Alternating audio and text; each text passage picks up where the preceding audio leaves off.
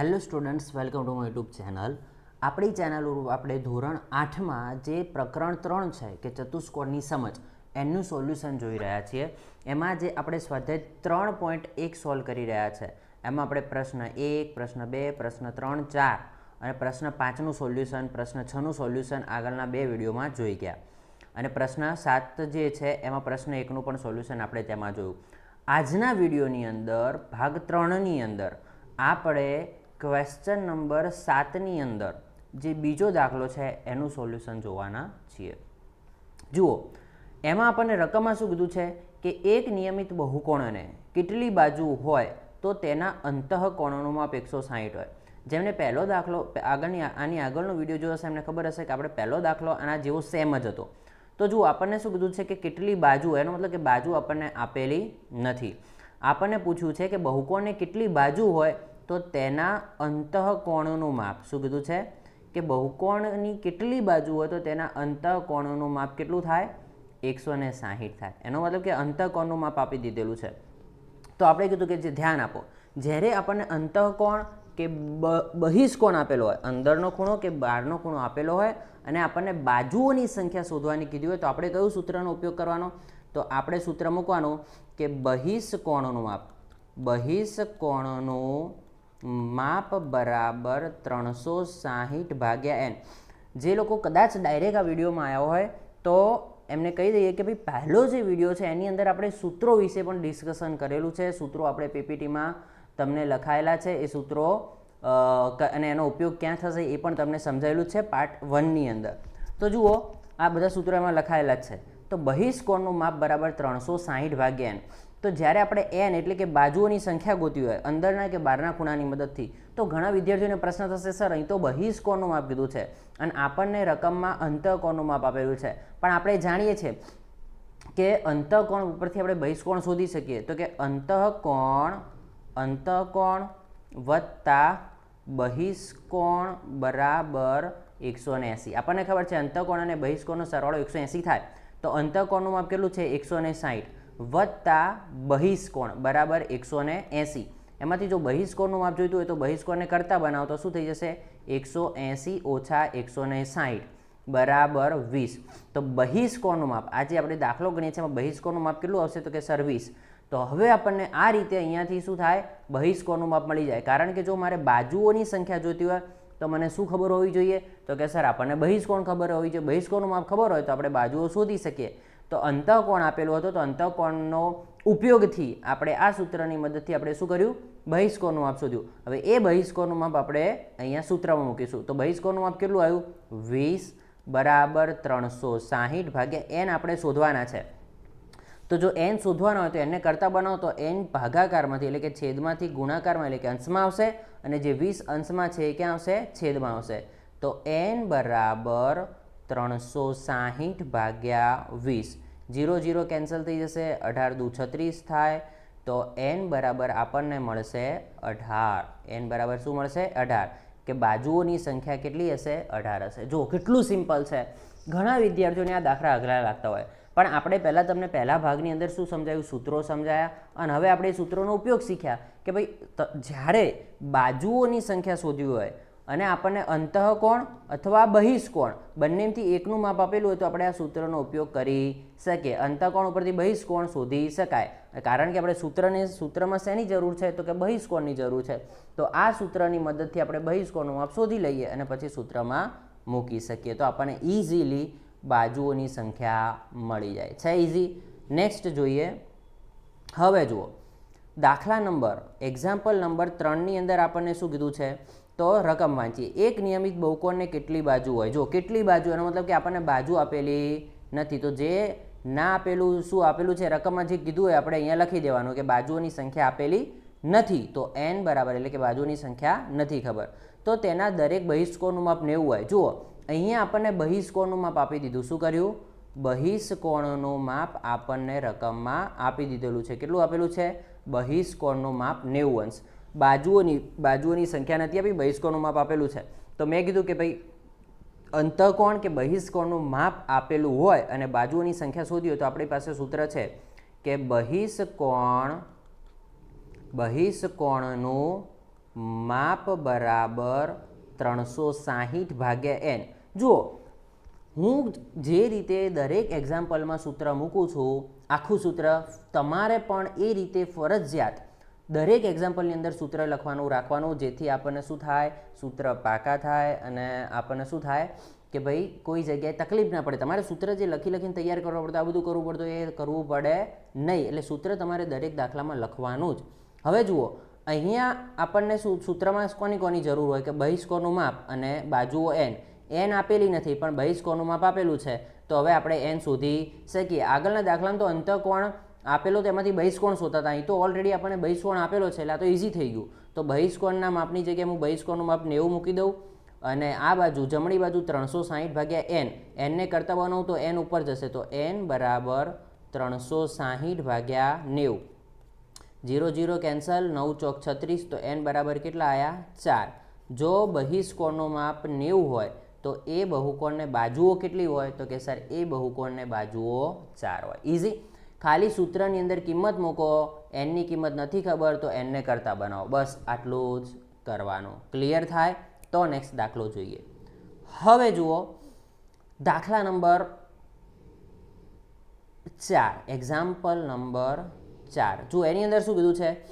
એક નિયમિત બહુકોણને કેટલી બાજુઓ હોય? અહીંયા પણ એની એ જ વાર્તા, બાજુઓ આપેલી નથી. તો બહિષ્કોણનું માપ 60 થાય. એટલે શું શોધવાનું છે? બહિષ્કોણનું માપ આપેલું છે. બહિષ્કોણનું માપ કેટલું થાય? 60° થાય. તો ફરીથી સૂત્ર મૂકો કે બહિષ્કોણનું માપ બરાબર 360 ભાગ્યા એન. બહિષ્કોણનું માપ કેટલું છે? તો કે સર 60 છે. તો લખો 60 બરાબર 360 ભાગ્યા એન. એનને ઉપર લઈ જાઓ તો એન બરાબર 360 ભાગ્યા 60. 0 0 કેન્સલ, છાયો 36 થઈ જશે. તો એન બરાબર કેટલા આવશે? 6. 360 ભાગ્યા 60 કરીએ તો કેટલા આવે? 6 આવે. તો બાજુઓની સંખ્યા કેટલી મળી જાય છે આપણને? 6 મળી જાય છે. તો સૂત્રની અંદર ખાલી કિંમત મૂકો અને એનને કરતા બનાવો, તમારો જવાબ મળી જાય. આવડે કે ના આવડે? તો આટલા ઇઝી જ દાખલા છે. તમે 1-2 વખત વિડીયો જુઓ અને એ દાખલા તમે જાતે કરો તો એ વસ્તુ તો તમને કોઈ દાખલો ના આવડે એ શક્ય જ નથી. બરાબર? તમને બધા દાખલા ઇઝીલી આવડી જાય અને તમારે સતત શું કરતું રહેવાનું? રિવિઝન કરતું રહેવાનું. અને આની છતાં તમને કોઈ જગ્યાએ તકલીફ પડતી હોય તો તમે કમેન્ટ કરો, તો આપણે તમને અલગથી એ વસ્તુની અંદર વિડીયો બનાવીને આપીશું. ઓકે, હવે જુઓ, આના પછી છે એક્ઝામ્પલ નંબર 5. 5મા દાખલાની અંદર શું કીધું છે? ઘણી બધી જગ્યાએ મેં જોયું કે ભાઈ 5મા અને 6ઠ્ઠા દાખલા બાકી રાખવામાં આવતા હોય છે. ઘણી બધી જગ્યાએ તમને 5મો દાખલો શીખવાડવામાં આવતો હતો નથી અને તેમાં તમને એમના કન્ફ્યુઝન હોતું હોય છે. તો જુઓ, 5મો અને 6ઠ્ઠો દાખલો જોઈએ કે શું કીધું છે? નિયમિત બહુકોણના પ્રત્યેક અંતઃકોણનું માપ ઓછામાં ઓછું કેટલું હોય? એટલે ટૂંકમાં આપણને પ્રશ્ન પૂછ્યો છે બેટા કે અંતઃકોણ એટલે કે આપણે કીધું હતું જે પહેલા દાખલામાં કે ભાઈ બહુકોણ એટલે ત્રિકોણ, પછી ચતુષ્કોણ, પંચકોણ, ષટકોણ, અષ્ટકોણ. આવો તો આ બધા જે બહુકોણ હોય એ બહુકોણમાં આપણને એમ કહેવા માગે છે કે ભાઈ જેમ કે ભાઈ ત્રિકોણ હોય, ત્રિકોણ તો એમાં અંદરના ખૂણાનું નિયમિત ત્રિકોણ, તો એમાં અંદરના ખૂણાનું માપ કેટલું થાય? તો કે 60, કારણ કે 6 તરી 18. ચતુષ્કોણમાં 90. તો આ રીતે આપણે જોયું કે ભાઈ જેમ જેમ આગળ જઈએ એમ અંદરના ખૂણાઓનું માપ વધતું જતું હતું. એમ આપણને પ્રશ્ન પૂછે છે આપણને કે ભાઈ એવો કયો બહુકોણ છે કે જેમાં અંતઃકોણનું માપ ઓછામાં ઓછું, એટલે કયા બહુકોણની અંદરનો ખૂણો સૌથી નાનો હોય? જુઓ, મેં તમને આગળના વિડીયોની અંદર પણ શીખવાડ્યું હતું કે જેટલી ઓછી બાજુઓ એટલું આપણને શું મળશે? તો કે અંદરના ખૂણાઓનું માપ ઓછું મળશે. એ તમે સમજો કે ભાઈ સૌથી પહેલો જે બહુકોણ છે એ કેટલો છે? તો કે સર એ ત્રિકોણ છે. હવે આપણને ખબર છે કે આપણી પાસે સૂત્ર છે કે n-2 ગુણ્યા 180, જેની મદદથી આપણે અંદરના બધા ખૂણાના માપનો સરવાળો શોધી શકીએ. તો 3 - 2 ગુણ્યા 180. 3માંથી 2 જાય તો કેટલા આવે? 1. બરાબર છે? તો 1 ગુણ્યા 180 એટલે બરાબર કેટલા આવે? 180. એટલે ત્રિકોણના ત્રણેય ખૂણાનો સરવાળો કેટલો થાય? 180. હવે નિયમિત બહુકોણ એટલે કે નિયમિત ત્રિકોણ હોય તો એના ત્રણેય ખૂણાના માપ સરખા હોય તો 180 ને 3 વડે ભાગો તો 3 છંક 18. તો એના 3 એટલે કે પ્રત્યેક ખૂણાનું માપ કેટલું આવશે? તો કે સર 60 આવશે. પછી આપણે ચતુષ્કોણમાં આગળ જ જોયું કે ભાઈ જો 4 બાજુ હોય તો એના પ્રત્યેક ખૂણાનું માપ કેટલું આવે? 90 આવતું હતું. તો જેમ બાજુઓની સંખ્યા વધશે એમ અંદરના ખૂણાઓનું માપ વધતું જાય. બરાબર? તો અંદરના ખૂણાઓનું એટલે કે એનો મતલબ શું થયો કે ત્રિકોણમાં સૌથી બાજુઓ કેટલી છે? ઓછી. તો જુઓ, આપણે અહીંયા લખીએ કે ત્રિકોણમાં બાજુઓની સંખ્યા કેટલી છે? બાજુઓની સંખ્યા 3 છે અને તેના ત્રણેય ખૂણાનો સરવાળો કેટલો થાય? તો કે તેના ત્રણેય ખૂણાનો સરવાળો 180 છે. તો તેના પ્રત્યેક અંતઃકોણનું માપ કેટલું થાય? 60 અંશ થાય, જે સૌથી કેવું છે? ઓછામાં ઓછું માપ છે. તો આપણને પૂછ્યું હતું નિયમિત બહુકોણમાં પ્રત્યેક અંતઃકોણનું માપ ઓછામાં ઓછું કેટલું હોય? તો કે નિયમિત બહુકોણમાં પ્રત્યેક અંતઃકોણનું માપ ઓછામાં ઓછું કેટલું હોય? તો કે 60 અંશ હોય, જે કોની અંદર હોય? ત્રિકોણની અંદર હોય. તો આપણને ખબર પડે કે સૌથી નાનામાં નાનો અંતઃકોણ આપણને કેટલો મળે?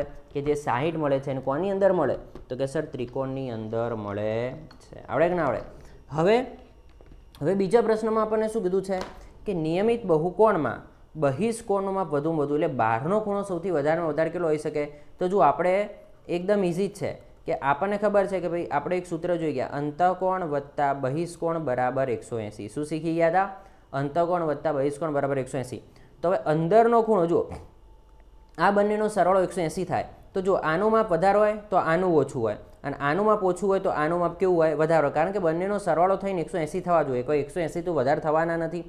તો જો હું ધારો કે આનું માપ 100 લઉં તો આ કેટલા થઈ જાય? 80. અને જો આનું માપ 80 લઉં તો આનું માપ કેટલું થઈ જાય? 100. એનો મતલબ કે જો એક ખૂણો વધારે હોય તો બીજો ઓછો હોય. તો આપણે જાણીએ છીએ કે આપણે આગળ જ કીધું કે ત્રિકોણની અંદર શું? ત્રિકોણની અંદર અંતઃકોણ એટલે કે જે અંતઃકોણ છે સૌથી નાનામાં નાનો હોય.